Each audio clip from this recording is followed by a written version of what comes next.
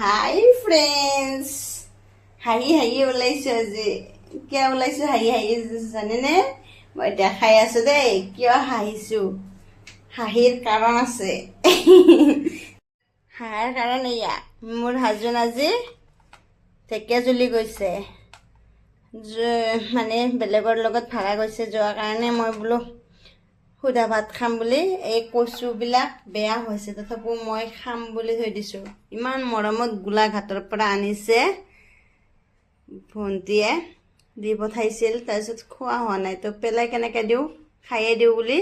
বাচিব ধৰিছিলোঁ তেতিয়া মোৰ হাজবেণ্ডে ভাবিল এই আজি কচু দিয়ে খাব অকল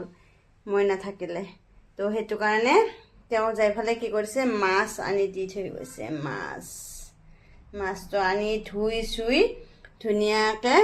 হালধি চালধি সানি থৈ গৈছে এয়া কিন্তু তেওঁ যে ধুইছে মোৰ পচন্দ হোৱা নাই মই আৰু ধুব লাগিব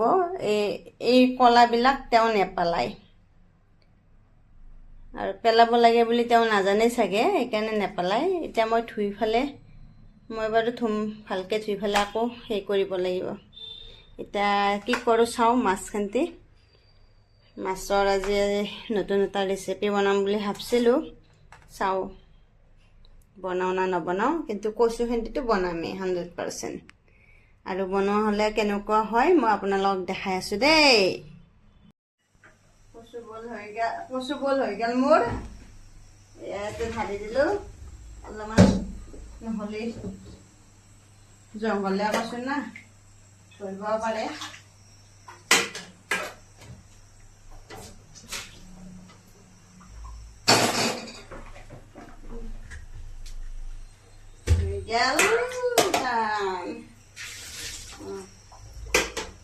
পানীটো ভৰি থাকক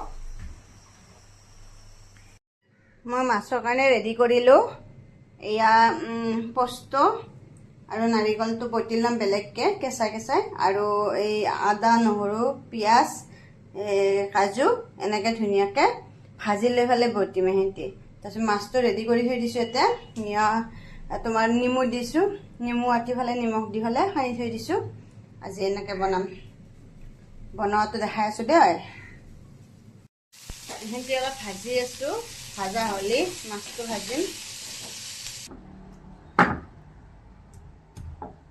নাৰিকলটো বটি ল'ম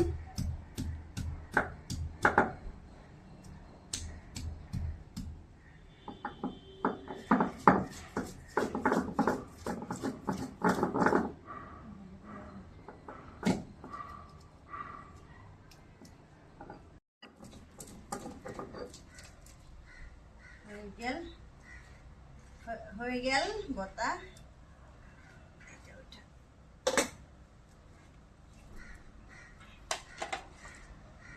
ভাজি লওয়া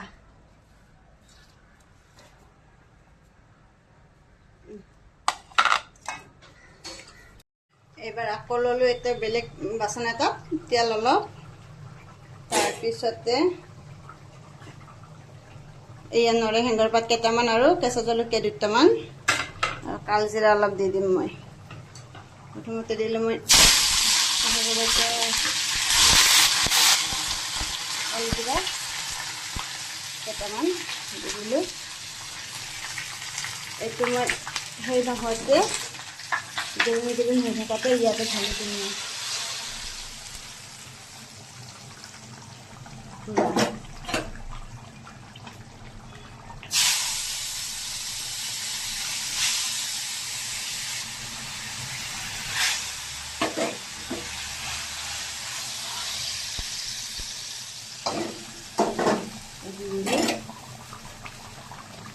হৈ গ'ল মোৰ ৰেডি ল'ৰাৰ কাৰণে ভাতটো সজাই দিওঁ যিহেতু বহুত দেৰি হৈ গ'ল আজি এই মাছৰ ৰেচিপিটো কেনে লাগিছে ৰাইজ ভাল লাগিছেনে আৰু ধুনীয়াকৈ এটা সজাই দি আছোঁ চাই লওক কালাৰ চাই লওক